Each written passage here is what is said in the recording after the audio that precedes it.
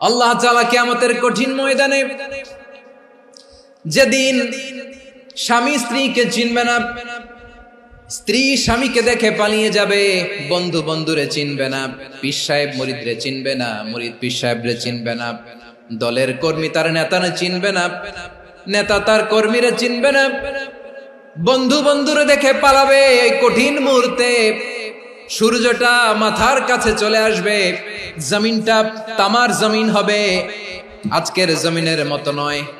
মানুষ ঘর্মাক্ত, ক্লান্ত, শ্রান্ত মাথার মগজগুলো কানের ছিদ্র আর নাকের ছিদ্র দিয়ে বেয়ে বেয়ে পড়বে। বিশ্বনবী ফরমান, কিয়ামতের ওই কঠিন ময়দানে 7 শ্রেণীর ব্যক্তিকে রব্বুল আলামিন তার আরশের নিচে ছায়া দিবেন। তার মধ্যে প্রথম শ্রেণীর ব্যক্তি হলো ইমামুন আদিল, যে ইনসাফের সাথে বিচার করে, যে জাস্টিস সমাজে সার্ভ করে, যে সুশাসন নিশ্চিত করে, ওই ইমামুন আদিল। আদিল শব্দটা বুঝছেন না? ইন্নাল্লাহা ইয়া'মুরু বিল আদল, পাইছেন? আদিল। 7 শ্রেণীর ব্যক্তিকে আল্লাহ তাআলা সুশীতল আরশের নিচে ছায়া দিবেন, যেদিন তার দেয়া ছায়া ছাড়া কোনো ছায়া থাকবে না। এর প্রথম হচ্ছে ইমামুন আদিল, ন্যায়পরায়ণ শাসক। চিল্লায় বলেন সুবহানাল্লাহ। আবার বিশ্বনবী বললেন, ইন্নাল মুকসিতিনা ইনদাল্লাহি আলা মানাবিরা মিন নূর আন ইয়ামিনির রহমান। কিয়ামতের দিন যারা ন্যায় পরায়ণ হিসেবে আল্লাহর সামনে দাঁড়াবে, কিয়ামতের দিন রব্বুল আলামিন তার আরশের ডান দিকে ওই ন্যায় পরায়ণ লোকদের জন্য আরশের ডান দিকে একটা নূরের মিম্বারে তাদেরকে বসার সুযোগ করে দিবে। আল্লাহর আরশের ডান দিকে ন্যায় পরায়ণ লোকদের জন্য আল্লাহ তাআলা নূরের মিম্বার বানাবে। 4টে কেন কথা মনে করেছেন? আল আদাল, জাস্টিস। ইন্নাল্লাহা ইয়া'মুরু বিল আদল। আল্লাহ তাআলা এই আদালতের নির্দেশনা দেন, সুবিচার, সুশাসন। প্রিয় ভাইয়েরা, এটা আমরা বাংলাদেশে চাই কি চাই না? এই যে অরাজকতা, এই যে অন্যায়, এই যে জুলুম, এই যে ইনকনসিস্টেন্সি সমাজের অসঙ্গতির প্রধান কারণ জাস্টিস নাই, সুবিচার নাই, সুশাসন নাই। শেষবারের মতো আওয়াজ করে বলেন তো, আমরা বাংলাদেশে আদল চাই কি চাই না? তাহলে প্রথম নির্দেশনা শেষ। আল্লাহ তাআলা তোমাদেরকে আদলের আদেশ দেন। এরপরে আল্লাহ বললেন, আমি তোমাদেরকে ইহসানের আদেশ দেই। ইন্নাল্লাহা ইয়া'মুরু বিল আদলি ওয়াল ইহসান। আমি তোমাদেরকে যেমনি আদলের নির্দেশনা দেই, তেমনি ভাবে তোমাদেরকে ইহসানের নির্দেশনা দেই। ইহসান, আওয়াজ করে সবাই বলেন তো ইহসান। ইহসান মানে কারো প্রতি সফট হার্টেড হওয়া, মহানুভব হওয়া, অনুগ্রহ পরায়ণ হওয়া, অনুগ্রহশীল হওয়া, একে অপরের প্রতি দয়াদ্র হওয়া। একে অপরের প্রতি দয়াদ্র, অনুগ্রহশীল হওয়া ছাড়া মানবিক সমাজ কশিনকালেও গঠন করা সম্ভব না। প্রিয় ভাইয়েরা, সুন্দর আচরণ দিয়ে, ইহসান দিয়ে যা জয় করা যায়, নরম আচরণ দিয়ে যেটা অর্জন করা যায়, কঠোরতা দিয়ে সেটা পারা যায় না। বিষ্ণু ঈসা ইসলাম ইহসান দিয়ে, কোমল আচরণ দিয়ে, তার অনুগ্রহ দিয়ে তিনি অনেক কাফিরের হৃদয়কে জয় করে ফেলেছেন। সাইয়েদনা সুমামা ইবনে উসাল রাদিয়াল্লাহু তাআলা আনহুর কথা মনে পড়ে যায়। তিনি ছিলেন ইয়ামামার বাদশা। মদিনাতে বিশ্বনবীকে হত্যা করার নিয়তে এসেছিলেন। গোপনে গোপনে বিশ্বনবীকে হত্যা করে আবার ইয়ামামাতে তিনি ফিরে যাবেন। কিন্তু কি অবাক করা কাণ্ড, হত্যা করতে পারে নাই, সাহাবাদের হাতে তিনি ধরা পড়ে গেলেন। সাইয়েদনা সুমামা ইবনে উসাল রাদিয়াল্লাহু তাআলা আনহু হত্যার নিয়তে আসলেন, কিন্তু হত্যা করতে পারলেন না। সাহাবারা ওনাকে ধরে ফেললেন, ধরে মসজিদে নববীর পিলারের মধ্যে বেঁধে রাখলেন। সুমামা ইবনে উসাল, সিরাত থেকে শুনে, সিরাত থেকে শোনাচ্ছি, রাদিয়াল্লাহু তাআলা আনহু ইয়ামামার অধিপতি ছিলেন। বিশ্বনবীকে হত্যার জন্য আসছেন, ধরা পড়ে গেছেন, এখন মসজিদে নববীতে বেঁধে রাখছেন। তার মানে বন্দী। এখন স্ট্যাটাস কি? বন্দী, ক্যাপটিভ। তো বিষ্ণু ঈসা ইসলাম সাহাবাদেরকে বললেন, তার খোঁজ খবর নিও, সুমামা ইবনে উসালের খোঁজ খবর নিও। সাহাবারা বলেন, ইয়া রাসূলুল্লাহ, আপনাকে হত্যা করতে এসেছে, তার তো কঠিন ক্যাপিটাল পানিশমেন্ট হওয়া দরকার, কঠিন শাস্তি হওয়া দরকার। বিশ্বনবী বললেন, না, আমি যেটা জানি তোমরা সেটা জানো না, তোমরা সুমামার সাথে ভালো আচরণ করো। বিশ্বনবী সুমামার কাছে গেলেন। প্রথম দিন যে তিনি কালেমার দাওয়াত দিলেন, ইমানের দাওয়াত দিলেন, ইসলামের দাওয়াত দিলেন, রিসালাতের দাওয়াত দিলেন, আখিরাতের দাওয়াত দিলেন। পরের দিন যে বিশ্বনবী সালাতের দাওয়াত দিলেন, যাকাতের দাওয়াত দিলেন, ইসলাম কি, কিভাবে, কেমন করে পালন করতে হয় চমৎকার আর্টিকুলেট করতে শুরু করলেন। তন্ময় হয়ে সুমামা ইবনে উসাল রাদিয়াল্লাহু তাআলা আনহু বিশ্বনবীর কথাগুলো শুনতে আরম্ভ করলো। একদিন নয়, 2 দিন নয়, টানা 3 দিন বিশ্বনবী সুমামার কাছে ইসলামকে প্রেজেন্ট করেছেন, উপস্থাপন করেছেন। আওয়াজ করে বলেন, কয় দিন? 3 দিন। 3 দিন মসজিদে নববীতে বাধা। আর সাহাবীদেরকে বললেন, তার খোঁজ খবর নিও, তোমরা যে রুটি বানাও এর মধ্যে সবচেয়ে ভালো আটার রুটিটা তারে দিও, সবচেয়ে রিফাইন্ড খেজুর, যেটা পিওর খেজুর, এটা তারে দিও।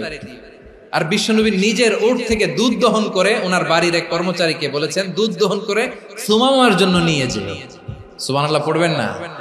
সবাই তো অবাক, ইয়ামামা থেকে আসছে নবীকে হত্যা করতে, বিশ্বনবী দেখে তারে জামাই আদর করে। একদিন নয়, 2 দিন নয়, টানা 3 দিন বিশ্বনবী এভাবে সুমামার কাছে যেয়ে ইসলামকে প্রেজেন্ট করতে আরম্ভ করলেন, ইসলামকে উপস্থাপন করতে শুরু করলেন। আর তাকে চমৎকার এন্টারটেইনমেন্ট, আপ্যায়ন দিতে আরম্ভ করলেন। টানা 3 দিন যখন ইসলামের দ্য বিউটিজ অফ ইসলাম, ইসলামের সুমহান বাণী, সৌন্দর্য তার কাছে উপস্থাপন শেষ, তাকে আপ্যায়ন শেষ, বিশ্বনবী বললেন সাহাবাদেরকে, যাও এবার সুমামার হাতের পায়ের রশি দুটো খুলে দাও। সাহাবারা তর্ক জুড়ে দিলেন, লা ইয়া রাসূলুল্লাহ, এমনটা করবেন না, তো ভয়ঙ্কর ভয়ঙ্কর খুনি, কি জানি কি হয়ে যায়। বিশ্বনবী বললেন, না, তার হাতে পায়ের রশিগুলো খুলে দাও। সাহাবারা বিশ্বনবীর কথা মতো তার হাতে পায়ের রশিগুলো খুলে দিল। সুমামা মুহূর্তের মধ্যে মসজিদে নববী থেকে বের হয়, ইয়ামামায় ফিরে না যে মসজিদে নববীর পাশে একটা খেজুর বাগান ছিল, সেখানে চলে গেলেন। সেখানে একটা ছোট্ট কুয়া ছিল, কুয়ার পানি দিয়ে তিনি গোসল করলেন। সুবহানাল্লাহ পড়েন। কুয়ার পানি দিয়ে গোসল করে মসজিদে নববীর সামনে এসে বিশ্বনবী এবং সাহাবাদের সামনে দাঁড়িয়ে সাব্বাবা উঁচু করে বললেন, আশহাদু আল্লা ইলাহা ইল্লাল্লাহ ওয়া আশহাদু আন্না মুহাম্মাদান আবদুহু ওয়া রাসূলুহু। আমি সাক্ষ্য দিচ্ছি আল্লাহ ছাড়া কোনো ইলাহ নাই, আর মুহাম্মদ আল্লাহ তাআলার প্রেরিত বান্দা এবং রাসূল। প্রিয় ভাইয়েরা, ইহসান দিয়ে যা জয় করা যায়, কঠোরতা দিয়ে সেটা কঠিনকালেও জয় করা যায় না। আওয়াজ করে বলেন, ঠিক কি না? এবার সুমামা দাঁড়িয়ে বলে, ওগো নবী, আমি তো কালিমা পড়ে মুসলমান হয়ে গেলাম, এবার শোনেন, এই মুহূর্তের আগে আপনার চেহারার চাইতে নিকৃষ্ট কোনো চেহারা আমার কাছে ছিল না, কিন্তু শাহাদা পাঠ করার পরে আপনার চেহারার চাইতে উত্তম শ্রেষ্ঠ কোনো চেহারা আমার কাছে আর নাই। ও নবী, আজকের দিনের আগে ইসলাম ধর্মের চেয়ে নিকৃষ্ট অপছন্দনীয় কোনো ধর্ম আমার কাছে ছিল না, কিন্তু এই মুহূর্ত থেকে ইসলামের চেয়ে সেরা শ্রেষ্ঠ পছন্দনীয় কোনো ধর্ম আমার কাছে নাই। নবী গো, আজকের দিনের আগে মদিনার চাইতে অপছন্দনীয় নিকৃষ্ট কোনো শহর আমার কাছে ছিল না, কিন্তু এই মুহূর্তের পর থেকে মদিনার চাইতে কোনো শ্রেষ্ঠ শহর আমার জানা নাই। সে ছিল গমের বড় ডিলার, গম বেচত। কি বেচত? তার গম কিনে মক্কার লোকেরা রুটি খাইতো। সে ঘোষণা দিল, আজকে থেকে মক্কাবাসীদের জন্য সব গম আমি হারাম করে দিলাম, মক্কাবাসী এখন না খেয়ে মরে। সুবহানাল্লাহ পড়বেন না? মক্কাবাসী বিশ্বনবীর কাছে আসলেন, এসে বললেন, মুহাম্মদ, আমরা তো তোমার ভাই, তোমার চাচা, তোমার ভাতিজা, তোমার আত্মীয়, তুমি সুমামারে বলো সে যেন আবার গমের সাপ্লাই মক্কার জন্য অনুমতি দিয়ে দেয়। বিশ্বনবীর অনুমতি ক্রমে সুমামা আবার মক্কাতে গম পাঠাতে শুরু করলো। পড়েন সুবহানাল্লাহ। ইহসান, ইহসান দিয়ে আপনি যেটা জয় করতে পারবেন, you can win the heart of your enemies. ইহসান দিয়ে আপনি আপনার শত্রুর হৃদয়কে জয় করতে পারবেন। এজন্য আল্লাহ বললেন, ওয়া আনফিকু ফি সাবিলিল্লাহি ওয়া লা তুলকু বিআইদিকুম ইলাত তাহলুকা ওয়া আহসিনু ইন্নাল্লাহা ইউহিব্বুল মুহসিনিন। তোমরা আল্লাহর রাস্তায় দান করবে আর নিজেরা নিজেদেরকে ধ্বংসের হাতে ঠেলে দিও না। তোমরা একে অপরের প্রতি ইহসান করবে, কারণ ইহসানকারীদেরকে আল্লাহ বড় ভালোবাসেন। সুবহানাল্লাহ পড়েন। আবার সূরা রহমানে আল্লাহ বললেন, হাল জাযাউল ইহসানি ইল্লাল ইহসান ফাবিআইয়ি আলা, সবাই পড়েন, ফাবিআইয়ি আলাই রাব্বিকুমা তুকাযযিবান। ইহসানের প্রতিদান হিসেবে ইহসানি হয়। বিশ্বনবী সুমামার প্রতি যেমন ইহসান করেছেন, সুমামাও ঠিক তেমন ইহসান ফিরিয়ে দিয়েছে। ঠিক কিনা বলেন? তাহলে এক নম্বরে হচ্ছে আদ, ন্যায় বিচার। দুই নম্বরে সবাই বলেন ইহসান, সদাচরণ। ইহসান দুই ধরনের প্রিয় ভাইরা, ইহসান ফিল ইবাদা, ইহসান ফিল মুআমালা। ইহসান ফিল ইবাদা হচ্ছে একাগ্র অনুভবে ইবাদতে ডুব দেওয়া, এর নাম ইবাদতের ইহসান। সুবহানাল্লাহ পড়ুন। বিশ্বনবী বলেন ইহসান মানে কি জানো নাকি? হাদিসে জিবরিলে সাইয়েদনা জিবরিল আলাইহিস সালাম বিশ্বনবীকে বললেন আখবিরনি আনিল ইহসান। নবী আমাদেরকে বলেন ইহসান মানে কি? বিশ্বনবী বললেন আনতা আবুদাল্লাহা কাআন্নাকা তারাহু ফাইন লাম তাকুন তারাহু ফাইন্নাহু ইয়ারাক। ইহসান মানে হলো এমন ভাবে তুমি আল্লাহর সামনে নিজেকে উজাড় করে ইবাদত করবে, তুমি ভাববে তুমি আল্লাহকে দেখতে পাচ্ছ। আর এটা যদি ভাবা তোমার জন্য কঠিন হয়ে যায়, অন্তত এতটুকু তুমি ভাববা যে আল্লাহ তোমাকে দেখতে পাচ্ছেন। ঠিক কিনা বলেন? ও আমার বীর চট্টলার ভাইয়েরা, কেউ যেটা দেখে না সেটা দেখে কে? এই বিশ্বাস হৃদয়ের মধ্যে আছে? নামাজে যখন দাঁড়ান এই ফিলিংসটা আনা যাবে? এসা পর্যন্ত যে আমরা হায়াত পাবো কোনো গ্যারান্টি আছে? সবাই আওয়াজ করে বলেন গ্যারান্টি আছে? গ্যারান্টি নাই। এজন্য বিষ্ণু ইসলাম বলেছে এমন ভাবে নামাজে দাঁড়াও, ইবাদত করো, মনে করো হতে পারে এটাই আমার জীবনের শেষ নামাজ। পারফর্ম দ্য সালাহ as if this is your last and final prayer. এমন ভাবে সালাতে দাঁড়াও, ভাবো হতে পারে এটাই তোমার জীবনের শেষ নামাজ। এমন ভাবে নামাজে দাঁড়াও, ভাবো এটাই শেষ নামাজ। তাহলে নামাজে একাগ্রতা বাড়ায় দিবে কে? ফলে ইবাদতের ইহসান আমাদের অর্জিত হবে।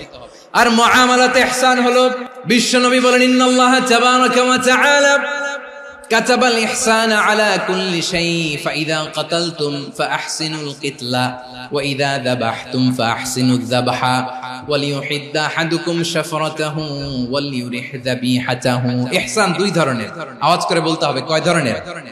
একটা হচ্ছে ইহসান ফিল ইবাদা, ইবাদতে ইহসান। ইবাদতে ইহসান কি? একাগ্র অনুভব দিয়ে ইবাদত করা, মন প্রাণ দিয়ে ইবাদত করা। আর মুআমালাতে ইহসান কি? সব কাজে, দৈনন্দিন কাজে, কর্মে, সামাজিক অ্যাক্টিভিটিতে কোমলতা প্রদর্শন করা, অনুগ্রহের সাথে সবকিছু করা। আল্লাহ তাআলা ইন্নাল্লাহা তাবারাকা ওয়া তাআলা কাতাবাল ইহসানা আলা কুল্লি শাই, তিনি সবকিছুর ব্যাপারে ইহসানকে আবশ্যক করেছেন। সবকিছু, মুমিনের সব কাজে ইহসানের পরশ থাকবে। ওয়া ইযা কাতালতুম ফাহসিনুল কিতলা, বিষ্ণুই বলেন তুমি যখন কাউকে হত্যা করো ইহসানের সাথে করো। সুবহানাল্লাহ পড়বেন না? যখন হত্যা করো তখনও ইহসানের সাথে। আচ্ছা হত্যা করবো আবার ইহসান আসবে করতে করে তো মেরেই ফেলবো আমি। আল্লাহ, ও ভাই একজন খুন করেছে, খুনি, রাষ্ট্রীয় আইনে তার শাস্তি হয়েছে ডেথ পেনাল্টি, মৃত্যুদণ্ড। এখন মৃত্যুদণ্ড দেখে আপনি যেমনি মন চায় তেমনি মারবেন লোকটারে? ওর নাক কেটে ফেলতে পারবেন? ওর কান কাটতে পারবেন? ওর চোখ উপড়ে ফেলতে পারবেন আপনি? যেমন মন চায় তার অঙ্গহানি করা যাবে না। ইহসানের সাথে তাকে হত্যা করো। সুবহানাল্লাহ, this is Islam, this is the true essence of Islam. ওয়া ইযা যাবাহতুম ফাহসিনুয যাবহা, যখন জবাই করবে তখনও ইহসানের সাথে জবাই করবে। করব জবাই, ওইখানেও নাকি ইহসান।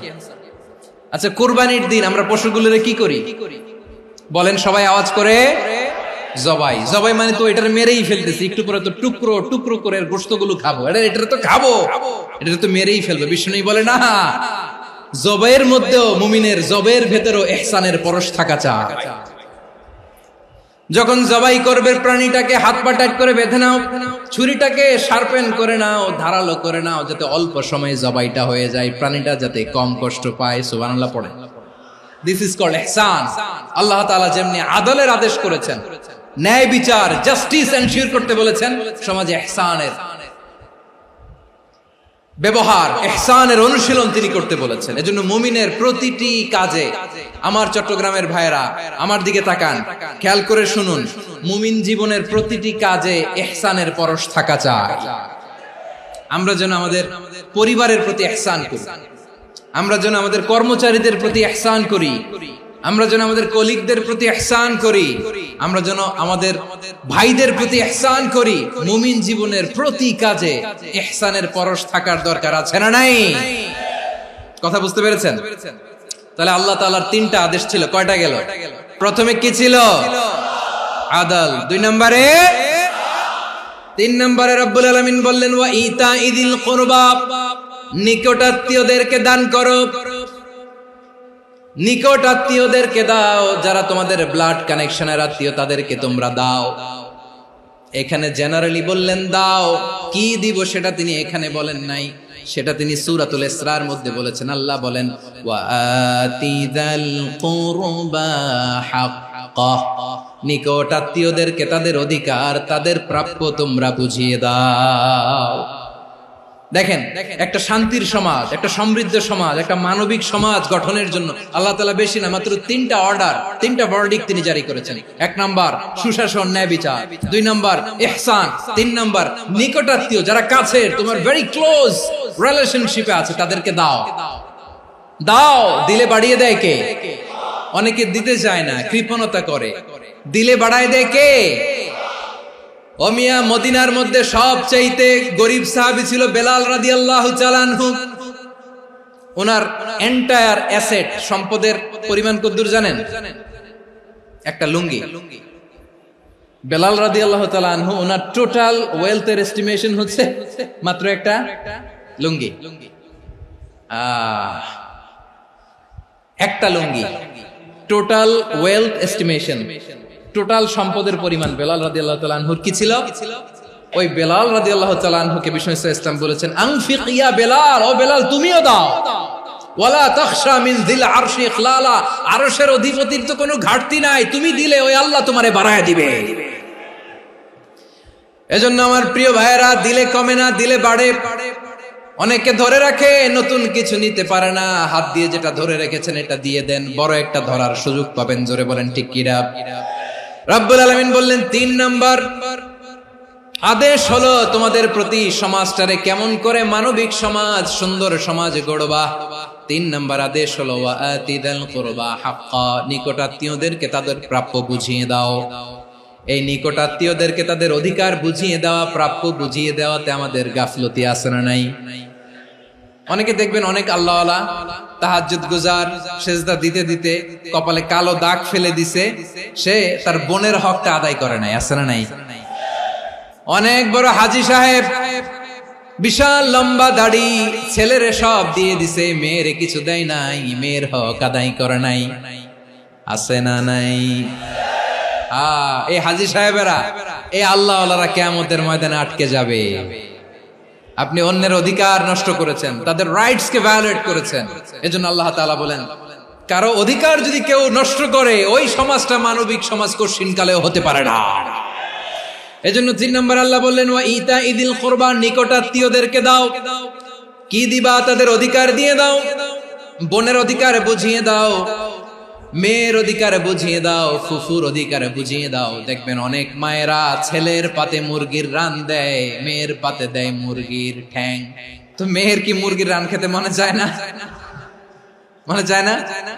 এমনটা করা যাবে না। নিকটাত্মীয়দেরকে অধিকার দিয়ে দাও, নিকটাত্মীয়ের সাথে সুসম্পর্ক রাখো। আদেশটা কার? এজন্য প্রিয় ভাইয়েরা, জীবনে যদি বারাকা অর্জন করতে চান, নিকটাত্মীয়দের সাথে সুসম্পর্ক রাখতে হবে, তাদের জন্য উপহার পাঠাতে হবে। বিশ্বনবী বলেন লা ইয়াদখুলুল জান্নাতা কাতে, যে ব্যক্তি আত্মীয়তার সম্পর্ককে ছিন্ন করে দেয়, সে কঠিন কালেও আল্লাহর জান্নাতে ঢুকবে না। আপনি কি এটারে সহজ হাদিস মনে করছেন? এটা সহজ কথা? আপনি ভাবছেন আপনার নামাজ আপনারে বাঁচাতে পারবে? আপনার রোজা বাঁচাতে পারবে? আপনার তাহাজ্জুদ আপনারে বাঁচাতে পারবে? অধিকার নষ্ট করলে কিছুই আপনারে বাঁচাতে পারবে না। এজন্য নিকট আত্মীয়দেরকে দিতে হবে বেশি বেশি। বিশ্বনবী বলেন ইন্না সাদাকাতা আলাল মিসকিনি সাদাকা ওয়া আলা যির রাহিমি ইসনাতান সাদাকাতুন ওয়া সিলা। মিসকিন রে দান করলে শুধু দানের সওয়াব হয়, নিকট আত্মীয়কে দান করলে দুইটার সওয়াব হয়, সাদাকার সওয়াব হয়, আবার আত্মীয়তার বন্ধন অটুট রাখার সওয়াব হয়ে যায়। আবার বিশ্বনবী বললেন মান সাররাহু আইয়ুবসাতা লাহু ফি রিজকিহি ওয়া ইনসালাহু ফি আসারিহি ফালইয়াসিল রাহিমা। যে ব্যক্তি তার রিজিকের প্রশস্ততা চায় আর হায়াতে বরকত চায়, সে যেন তার আত্মীয়ের সাথে সুসম্পর্ক রাখে। আমার প্রিয় চট্টলার ভাইয়েরা, আমাদের রিজিক বাড়ুক, এটা আমরা চাই কি চাই না? সবাই চান? হ্যাঁ, আমাদের রিজিকে প্রশস্ততা আসুক, চাই কি চাই না? আমাদের হায়াতে বরকত আসুক, আমরা চাই কি চাই না? এই দুইটা যদি চান তাহলে নিকটাত্মীয়দের সাথে সুসম্পর্ক রাখবেন। পারবেন? তাহলে সমাজটারে মানবিক সমাজ বানায় দিবে কে? তিনটা আদেশ চলে গেল। 1 নম্বরে কি ছিল? 2 নম্বরে, 3 নম্বরে নিকটাত্মীয়দেরকে দান। আল্লাহ তাআলা তিনটা জিনিসের যেমনি আদেশ করেছেন, অনুরূপ ভাবে তিনটা বিষয় তিনি বারণ করেছেন, নিষেধ করেছেন। ওগুলোর কাছেও যাওয়া যাবে। রাব্বুল আলামিন বলেন, ওয়ায়ানহা আনিল ফাহশাই ওয়াল মুনকারি ওয়াল বাগি। আমি যেমনি তিনটি বিষয়ে আদেশ করলাম, অনুরূপ ভাবে তিনটি বিষয়ে বারণ করলাম, নিষেধ করলাম। আমার 1 নাম্বার নিষেধাজ্ঞা হলো অশ্লীলতার প্রতি। ফাহশা, ওয়ায়ানহা আনিল ফাহশা, আল্লাহ তাআলা অশ্লীলতাকে নিষেধ করেছেন। কোন জিনিসকে? সবাই বলুন, কোন জিনিসকে? যত ধরনের, যত টাইপের, যত ক্যাটাগরির অশ্লীলতা হতে পারে সব অশ্লীলতাকে হারাম করেছেন কে? ফাহশা মানে কি? কথায়, কাজে, আচরণে, কমেন্ট, ফেসবুকের কমেন্টসে যত ধরনের নোংরামো আছে, যত ধরনের অশ্লীলতা আছে, এটাকে আরবিতে বলে ফাহশা। রাব্বুল আলামিন বলেন, কুল ইন্নামা حرم ربي الفواحش ما ظهر منها وما بطن। ও নবী, আপনি বলে দেন, আমার রব প্রকাশ্য, অপ্রকাশ্য, স্পষ্ট কিংবা অস্পষ্ট, দৃশ্যমান কিংবা অদৃশ্যমান সব অশ্লীলতাকে হারাম করেছেন। সব ধরনের অশ্লীলতা হারাম। আল্লাহ তাআলা আমাদেরকে অশ্লীলতা থেকে বাঁচান।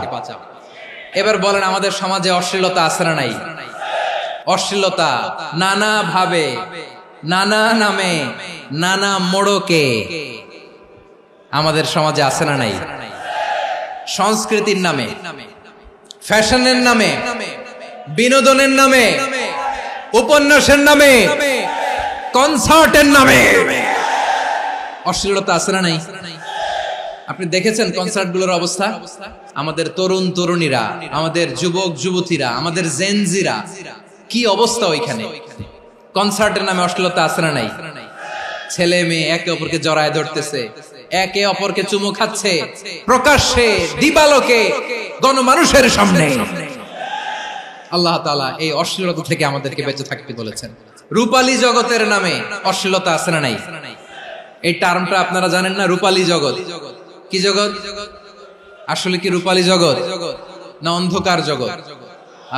আমার বোনেরা, আপনাদেরকে যে কি বলে তারা বুঝায়, রূপালী জগৎ শুনেই আপনি ভরকে যাবেন না। রূপালী জগতে যে নারী যত বেশি উলঙ্গ, সে নাকি তত বেশি সাহসী। জানেন? বলে এটা একটা সাহসী নারী, খুব সাহসী পদক্ষেপ তার। যত বেশি শরীর থেকে কাপড় নামাতে পারবে, যত বেশি বস্ত্রহীন হয়ে নিজেকে প্রেজেন্ট করতে পারবে, সে নাকি তত বেশি সাহসী। আমার চট্টলার ভাইয়েরা, শয়তানের প্রথমে এজেন্ডা ছিল বনি আদমকে বস্ত্রহীন করা। সে আদম এবং হাওয়া আলাইহিস সালামকে নিষিদ্ধ গাছের ফল খাইয়ে তাদেরকে বস্ত্রহীন করেছে। এই জামিনেও সে আমাদেরকে বস্ত্রহীন করতে চাইবে। এই রূপালী জগতের নামে তারা এটা করে। আমার প্রিয় বোনেরা, আপনি জানেন না আপনার দাম কত? ওরা আপনাদেরকে বিজ্ঞাপনের সস্তা পণ্য বানাতে চায়। ওরা আপনাদেরকে ওদের ভোগের লিপসার টুলস বানাতে চায়। ওরা আপনাদেরকে দিয়ে ওদের খায়েশ পূরণ করতে চায়। এটা আপনাদের জন্য মোটেও ডিগনিটি নয়, এটা আপনাদের জন্য সম্মান নয়। আপনার সম্মান শালীনতায়, আপনার সম্মান হেজাবে, আপনার সম্মান ভদ্রতায়, আপনার সম্মান আপনার ডিসেন্ট পোশাকে। পোশাক বলে দেয় এই নারীটা ভদ্র না অভদ্র। পোশাক বলে দেয় এই মেয়েটা কোন ঘরের মেয়ে। আপনি জানেন না, আপনারা সস্তা পণ্য বানায়, ভোগের পণ্য, বিলবোর্ডে আপনাকে উলঙ্গ করে উপস্থাপন করে। এই অশ্লীলতার সাথে ইসলামের কোন সম্পর্ক। এজন্য আল্লাহ বলেন, আমি অশ্লীলতাকে হারাম করেছি। অশ্লীলতাকে হারাম করার প্রথম কারণ হলো এর মাধ্যমে মানবতাকে অপমানিত করা হয়। কারণ মানুষের সম্মান মানুষের পোশাকে। মানুষ যখন পোশাকহীন হয়ে যায়, বস্ত্রহীন হয়ে যায়, তার সম্মান কমে যায়। ঠিক কিনা? অশ্লীলতাকে হারাম করার প্রথম কারণ হচ্ছে মানুষ মানুষকে অপমান করে। একটা নারী, সে তো সম্মানিত, নারী যে কত সম্মানিত নারীরা এটা বুঝেই নাই। বিশ্বনবী বলেন আদ-দুনিয়া কুল্লুহা মাতা ওয়া খায়রু মাতা'আদ দুনিয়া আল মারআতুস সালিহা। আমার বোনেরা, 5টা প্যান্ডেলে আপনারা এলইডিতে আমার আলোচনা শুনছেন, আমি জানি। আপনাদের এই গর্ভ যে কত দামি আপনি জানেন না। আপনার পেট থেকেই আসবে আগামী দিনের সালাহুদ্দিন আল আইয়ুবী। আপনার পেট থেকেই আসবে অনাগত দিনের ইমাম মাহদী আল মুনতাযর। আপনার পেট থেকেই আসবে অনাগত দিনের ফয়সাল, ওয়াসিম, মুগ্ধ, আবু সাইদের মতো বীর যোদ্ধা। আমার প্রিয় বোনেরা, আমার প্রিয় বোনেরা, বিশ্বনবীর কথার ওজন খেয়াল করেন। আদ-দুনিয়া কুল্লুহা মাতা ওয়া খায়রু মাতা'আদ দুনিয়া আল মারআতুস সালিহা। দুনিয়ার সবকিছুই অ্যাসেট, এর মধ্যে সবচেয়ে দামি অ্যাসেট নেককার নারী। আপনার গর্ভ যে কত দামি আপনি জানেন না। নিজের সময়টাকে কাজে লাগান, কোরআন পড়েন, সুন্নাহ পড়েন।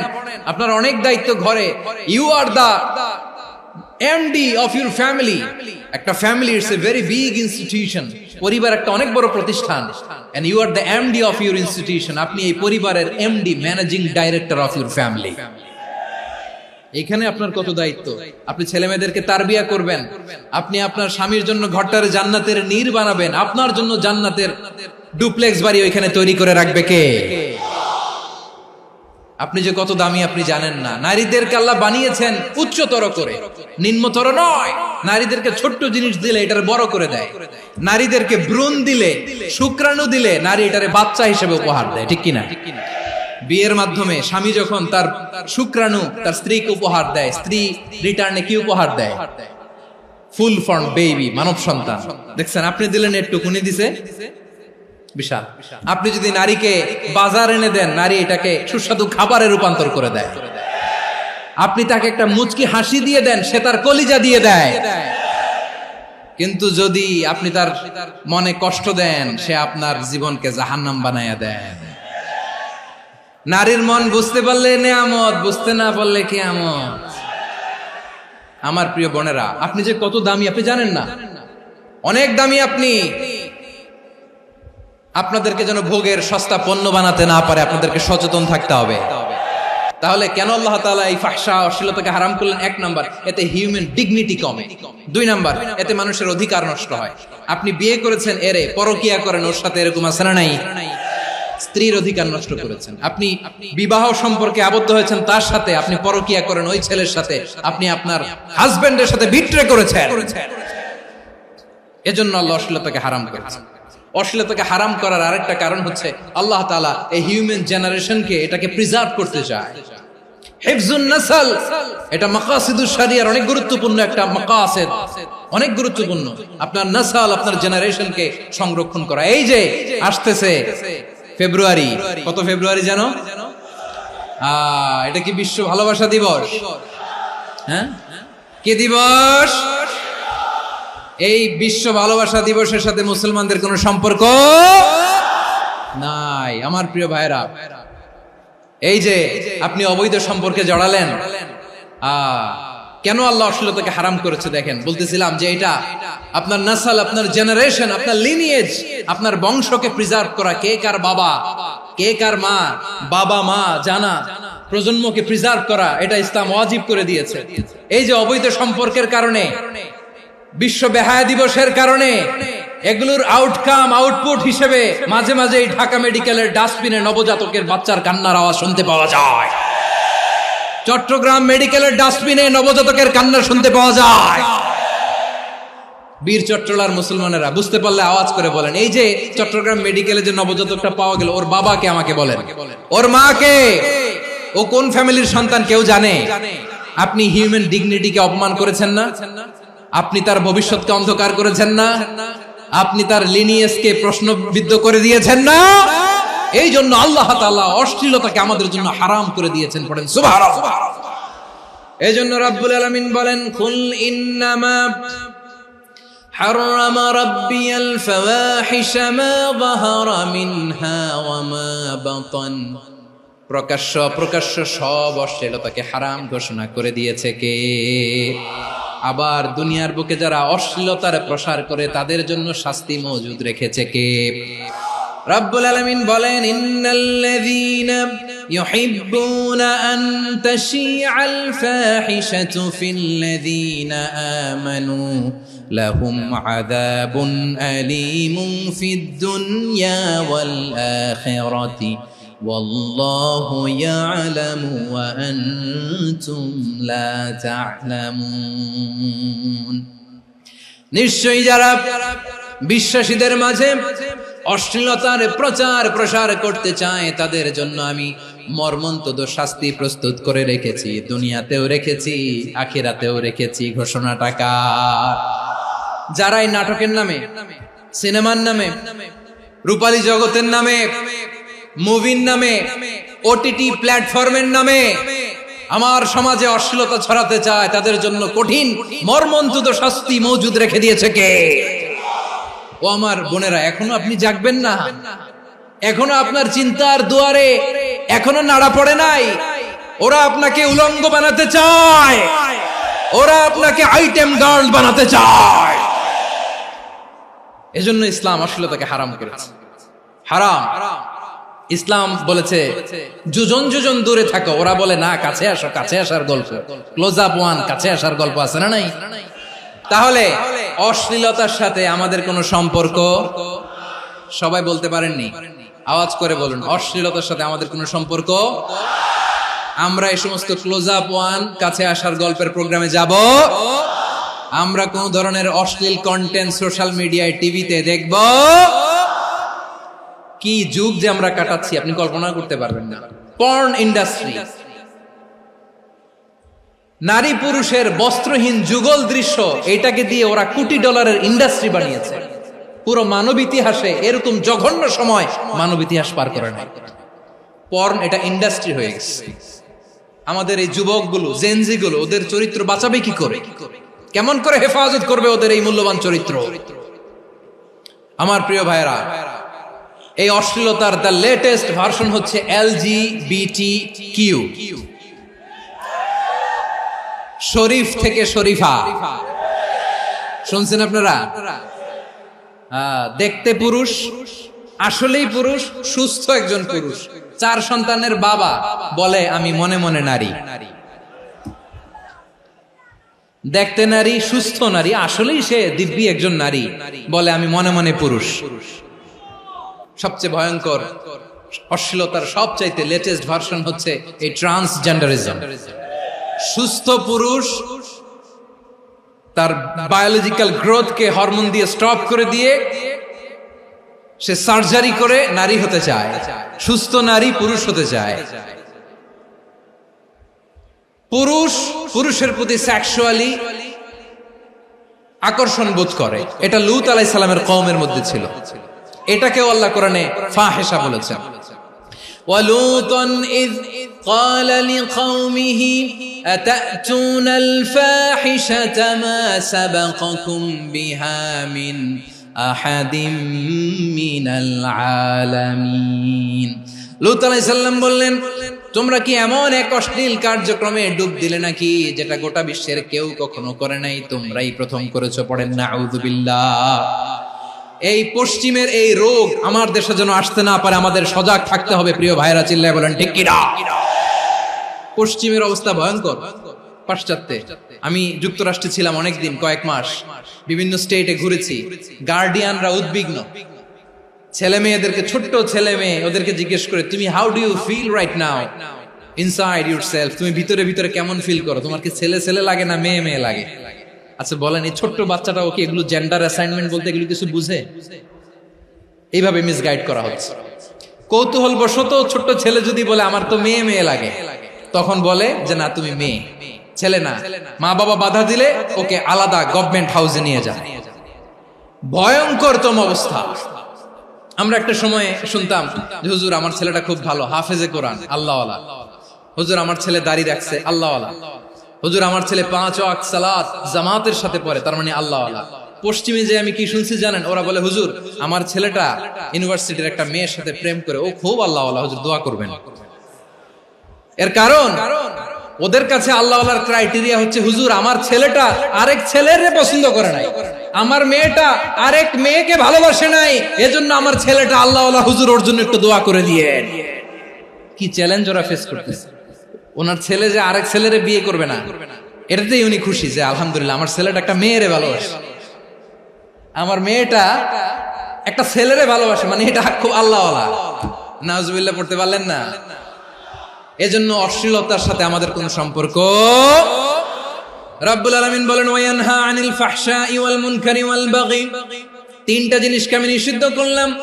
এক নাম্বার হলো ফাহশা, অশ্লীলতা। দুই নম্বরে হলো মুনকার, সমস্ত মন্দ কাজ। মুনকার মানে হচ্ছে যত মন্দ কাজ, খারাপ কাজ, বাজে কাজ, এটার বলে মুনকার। এটার কি বলে? আপনারা পড়ছেন না, তা'মুরুনা বিল মা'রুফি ওয়া তানহাউনা আনিল মুনকার। সৎ কাজের আদেশ, অসৎ কাজের নিষেধ। মুনকার, মুনকার হচ্ছে মানুষের স্বাভাবিক বিবেকবোধ যেটাকে খারাপ বলে, ওইটাই মুনকার। পৃথিবীর সব আসমানি গ্রন্থ যেটাকে খারাপ বলেছে, মানুষের স্বাভাবিক বিবেকবোধ যেটাকে খারাপ বলেছে, এগুলো সব মুনকার। যেমন ইফতিজিং, এটা কি ভালো না খারাপ? মজুদদারি, খাদ্যে ভেজাল দেওয়া, ওজনে কম দেওয়া, মাছে ফরমালিন মিশানো, চাঁদাবাজি, টেন্ডারবাজি, দখলবাজি, এগুলো আমাদের স্বাভাবিক বিবেকেই বলে এগুলো খারাপ, এগুলো হচ্ছে মুনকার। আল্লাহ তাআলা এই মুনকার থেকে আমাদেরকে বেঁচে থাকতে বলেন, আর শয়তান এই মুনকারের প্রতি আমাদেরকে উদ্বুদ্ধ করে।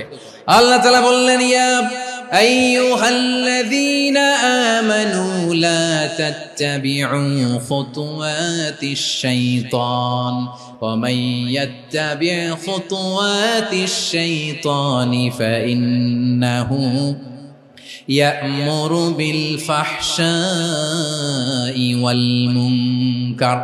আল্লাহ বললেন, আমার গোলামেরা শোনো শোনো, ও আমার বিশ্বাসী বান্দারা খবরদার, তোমরা কশিনকালেও শয়তানের পদাঙ্ক অনুসরণ করবে না, কারণ শয়তান তোমাদেরকে অশ্লীলতা এবং মন্দ কাজের দিকে উদ্বুদ্ধ করে।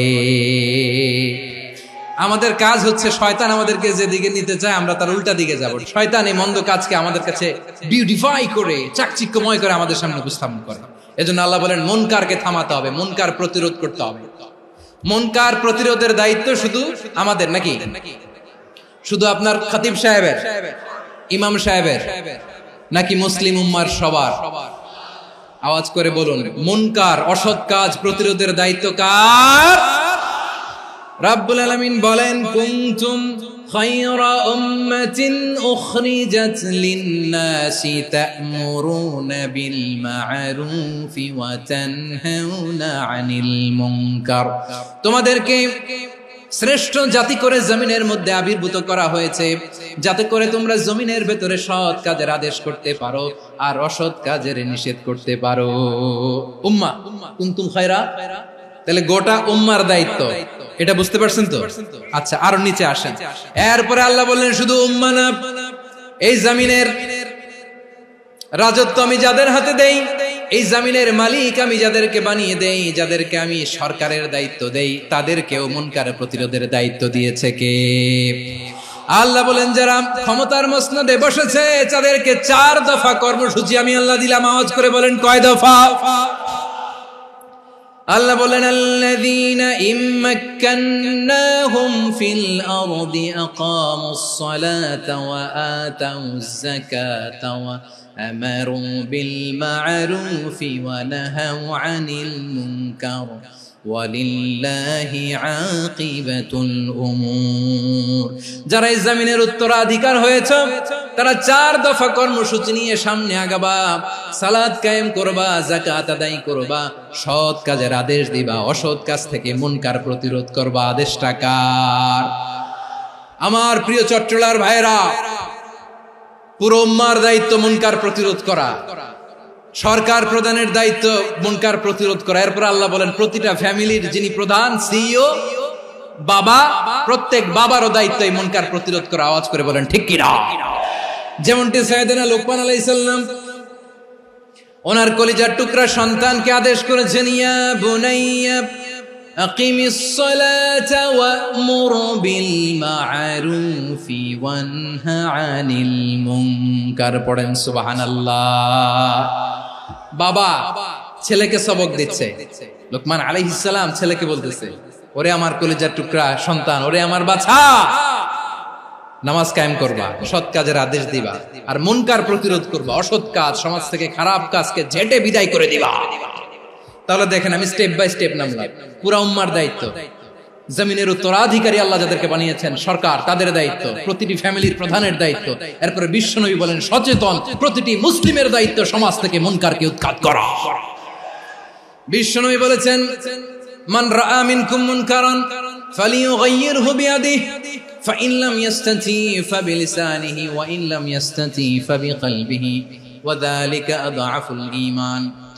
সমাজে যে মুনকার দেখবে, খারাপ কাজ দেখবে, সে যেন হাত দিয়ে সেটাকে থামায়। আমার প্রিয় ভাইরা, না থামালে আমরাই ডুববো শেষমেশ। আমাদের বাঁচার জন্য হইলেও থামাইতে হবে। রব্বুল আলামিন বলেন ওয়াত্তাকু ফিতনাতাল লা তুসিবান্নাল্লাযীনা যালামু মিনকুম খাসসা। ও আমার গোলামেরা, ওই আযাবকে ভয় করো যে আযাব যখন আমি জমিনের বুকে পাঠাই শুধু জালেমদেরকেই মারি না, আলেমদেরকেও মারি। আযাব যখন আসে তখন শুধু জালিমই মরে না, আলেমও মরে। জানেন মুসা আলাইহিস সালামের পায়ে একবার লাল পিঁপড়া, তো উনি রেগে মেগে পাশি দেখে লাল পিঁপড়ার বাসা, পা দিয়ে ডলে মুছে সবগুলো পিঁপড়া মেরে ফেলছে। এই ঘটনাটা আল্লাহ ঘটিয়েছেন। এজন্য মুসা আলাইহিস সালাম ছিলেন কালিমুল্লাহ, সরাসরি আল্লাহর সাথে কথা বলতেন। তিনি আল্লাহকে জিজ্ঞেস করেছিলেন, আল্লাহ তুমি যখন কোন জনপদে আযাব পাঠাও, শাস্তি দাও, ওখানকার শুধু জালেমরাই তো মরে না, ভালো মানুষগুলাও মরে, তো আযাব দিবা মুশরিকদের উপর দিবা, অবাধ্যদের উপর দিবা, ভালো মানুষগুলোরে মারো কেন? আল্লাহ বললেন, মুসা তোমার যে কামড় দিছিল পায়ের মধ্যে পিঁপড়া, কয়টা পিঁপড়া? একটা পিঁপড়া, তো সবগুলারে মারলা কেন? রেগে মেগে পুরো পিঁপড়ার বাসা ভেঙে মেসাকার করলা কেন? আমি যখন অ্যাকশনে যাই, আমি যখন শাস্তি দেই, তখন এত বাস বিচার করা হয় না, বাস বিচার করা যায় না। যখন অ্যাকশনে যাওয়া হয় ওইটা ডাইরেক্ট অ্যাকশন হয়ে যায়। চিল্লায় বলো ঠিক কি না? এজন্য আমাদের বাঁচার জন্য হলেও এই পাপ থামাতে হবে, এই শয়তানের অট্টহাসি থামাতে হবে, অন্যায় অপরাধ সমাজ থেকে আমাদের থামাতে হবে। কারণ আযাব আসলে ওরাও মরবে, আমরাও মরব। একটা জাহাজ 2 তলা, আপনি আছেন 2য় তলায়। নিচের তলার কিছু লোক জাহাজের তলা ছিদ্র করতে আরম্ভ করছে। কি ছিদ্র করতেছে? আচ্ছা, জাহাজের তলা ছিদ্র করলে তলা দিয়ে কি ঢুকে? এখন আপনি যদি বলেন আমার কি, আমি তো 2 তলায়, আমি তো ভালো আছি, ওরা ছিদ্র করে ওরা মরবে। আসলে কি শুধু ওরা মরবে? তলা দিয়ে যখন পানি ঢুকবে, জাহাজ ঢুকলে আপনিও মরবেন। এজন্য নিজে মরার আগে ওই পাগলগুলোর নিচতলায় যে থামাতে হবে। চিল্লায় বলেন ঠিক কি না? এজন্য আল্লাহ বললেন মুনকার প্রতিরোধের দায়িত্ব সমাজের টপ টু বটম সবার। এজন্য মুনকার প্রতিরোধ করার দরকার আছে না নাই? সমাজে এই যে ইফটিজিং হয়, আপনার বোনের বয়সী একটা মেয়েকে কিছু বকাটে টিটকারি করে, এই বলে সেই বলে, নোংরা কথা বলে, রাস্তায় দেখেও আপনি পাশ দিয়ে না দেখার মতো চলে যান কেন? আপনি দাঁড়ান না কেন? আপনি দাঁড়ালেই তো থেমে যাবে, কারণ সত্যের যে শক্তি তার সামনে মিথ্যা মুখ থুবড়ে পড়ে। আপনার সামনে ও কিছুই না, নাথিং। আপনি দাঁড়ান, ওকে প্রশ্ন করেন যে আমার বোনকে তুমি ডিস্টার্ব করো কেন? আপনাকে দেখে আরো 5 জন দাঁড়াবে, 5 জনকে দেখে আরো 10 জন দাঁড়াবে। আমাদের নীরবতা আর আমাদের নিশ্চুপ থাকাই জালিমদেরকে আরো শক্তিশালী জালিম বানিয়েছে। এজন্য মুনকার প্রতিরোধের দায়িত্ব আমাদের সবার। টেন্ডারবাজি, চাঁদাবাজি, দুর্নীতি, অপরাধ, দখলদারিত্ব, মজুদদারি, এগুলো সবকিছু একসাথে প্রতিরোধ করতে হবে। ঠিক কিনা বলেন? একটা মানবিক সমাজ যদি চাই, প্রতিরোধ করতে হবে। প্রিয় ভাইয়েরা, আল্লাহর শপথ নিয়ে বলি, এই নাসিহাত গুলো সবার জন্য, সব দলের জন্য, সব মতের মানুষের জন্য। আমরা কোনো দলের প্রতি মানুষকে ডাকি না, আমরা ডাকি ইসলামের দিকে। সব দলের, সব মতের, সব মানুষদেরকে আমরা আহ্বান জানাই, আসুন আমরা একটা সুন্দর সমাজ বিনির্মাণ করি। এই যে নতুন বাংলাদেশের এক সুযোগ এসেছে, আর জীবনে হয়তো আসবে না, সামনের 100 বছর এই সময় আসবে না। আসুন দেশটাকে আমরা সাজাই, আসুন আমরা দুর্নীতি বন্ধ করি, আসুন আমরা চাঁদাবাজি বন্ধ করি, আসুন আমরা দখলদারিত্ব বন্ধ করি, আসুন আমরা এক দল আরেক দলকে নিশ্চিহ্ন করার যে রাজনীতি, এটা বন্ধ করি। সব দলের প্রতি আমার আহ্বান, আমরা চাঁদাবাজ মুক্ত বাংলাদেশ চাই, জুলুম মুক্ত বাংলাদেশ চাই, ফ্যাসিজম মুক্ত বাংলাদেশ চাই, গুণ খুন খারাপি মুক্ত বাংলাদেশ চাই, আমরা নতুন ভোরের বাংলাদেশ চাই। ওই বাংলাদেশ পাওয়ার জন্য মুনকার প্রতিরোধে, অন্যায় প্রতিরোধে যদি বাঘের বাচ্চার মতো, আবু সাইদের মতো দুই হাত উঁচু করে বুককে টান টান করে প্রসারিত করে দাঁড়াতে হয়, রাজি আছো মুসলমান? রাব্বুল আলামিন বলেন ওয়ায়ানহা আনিল ফাহশাই ওয়াল মুনকারি ওয়াল বাগি ইয়াইদুকুম লাআল্লাকুম তাযাক্কারুন। আল্লাহ বললেন আমি অশ্লীলতাকে নিষেধ করি, আমি সব ধরনের মন্দ কাজকে নিষিদ্ধ করি, সব শেষে আমি সীমা লঙ্ঘনকে তোমাদের জন্য নিষিদ্ধ করি। নিষিদ্ধ করেছেন কয়টা জিনিস? 1 নম্বরে অশ্লীলতা, 2 নম্বরে মুনকার তথা সব মন্দ কাজ, 3 নম্বরে আল বাগি সীমা লঙ্ঘন, ক্রসিং দ্য লিমিট। সীমা লঙ্ঘন করা ভালো না। We all should know our limits. চিল্লায় বলেন ঠিক কিনা? একই আয়াতে আল্লাহ বললেন কুল ইন্নামা হারামা রাব্বিয়াল ফাওয়াহিশা মা যাহারা মিনহা ওয়া মা বাতানা ওয়াল ইসমা ওয়াল বাগিয়া বিগাইরিল হক। অন্যায় ভাবে যে অবাধ্য হয়, যে সীমা লঙ্ঘন করে, তাদেরকেও আমি এটা হারাম করে দিলাম। সীমা লঙ্ঘন করা হারাম। আল্লাহ বারবার বারবার আমাদেরকে ওয়ার্নিং দেয়। যখন আমরা থামি না তখন আল্লাহ ধরে, আর যখন ধরে তখন ছাড়ে না। ধরে ধরে ধরে না, ধরলে আল্লাহ। ফেরাউনকে কিন্তু হুট করে ধরে নাই, আপনারা জানেন 9 বার ওয়ার্নিং দিয়েছে। ফেরাউনকে আল্লাহ তাআলা ওয়ার্নিং দিয়েছিল কয়বার? রাব্বুল আলামিন বলেন ওয়ালাকাদ আতাইনা মূসা 9 আয়াতিন বাইয়িনাত। 9টা মুআজিজা দেখিয়েছি। 1 2 3 বারবার এইভাবে রিমাইন্ডার, ওইভাবে রিমাইন্ডার, এইভাবে নসিহত, ওইভাবে দাওয়া। ফাকুলা লাহু কাওলান লাইয়িনা, নরম করে বলো, সফট করে বলো, যত ওয়ে হতে পারে দাওয়া মেথডোলজি। মুসা আলাইহিস সালামের সব অ্যাপ্লাই শেষ। 10ম বারে যে আল্লাহ ধরছে, 10ম বারে যে ধরেছে। এজন্য আল্লাহ বলেন আমি সীমা লঙ্ঘনকে পছন্দ করি না। কোরআনের অন্য আয়াতে বাগীকে বলা হয়েছে আল ইতিদা। সীমা লঙ্ঘন যারা করে তাদেরকে আল্লাহ বলেছেন মুতাদিন। ওয়াকাতিলু ফি সাবিলিল্লাহিল্লাযীনা ইউকাতিলুনাকুম ওয়া লা তা'তাদু ইন্নাল্লাহা লা ইউহিব্বুল মুতাদিন। আমি সীমা লঙ্ঘনকারীদেরকে কোশ্চিনকালেও পছন্দ করি না। আমরা যেন সীমা লঙ্ঘন না করি, রাজি আছেন তো? যে কোনো ক্ষেত্রে ইবাদতে যেন সীমা লঙ্ঘন না করি। অনেকে আমরা ইবাদতে সীমা লঙ্ঘন করে ফেলি। বিশ্বনবী সাল্লাল্লাহু আলাইহি ওয়াসাল্লাম যেটা শিখিয়েছেন এর বাইরে যে অতিরিক্ত বুজুর্গ হতে চায়, এরকম আছে না নাই? কোন ক্ষেত্রেই সীমা লঙ্ঘন করা যাবে, এমনকি যুদ্ধ ক্ষেত্রেও না। বিশ্বনবী সাল্লাল্লাহু আলাইহি ওয়াসাল্লাম বলেন খবরদার যুদ্ধ ক্ষেত্রেও সীমা লঙ্ঘন করো না। কি সুন্দর ইসলাম আমরা পেয়েছি। বিশ্বনবী বলেন খবরদার যুদ্ধের ময়দানে কোনো নারীর গায়ে হাত তোলো না, কোনো শিশুর গায়ে হাত তোলো না, কোনো গবাদি পশু হত্যা করো না, কোনো শস্য ক্ষেত্র ধ্বংস করো না, ইবাদতরত অন্য ধর্মের কোনো সন্ন্যাসীর গায়ে হাত তোলো না। বলেন সুবহানাল্লাহ। তাহলে আমরা সীমা লঙ্ঘন করতে পারবো?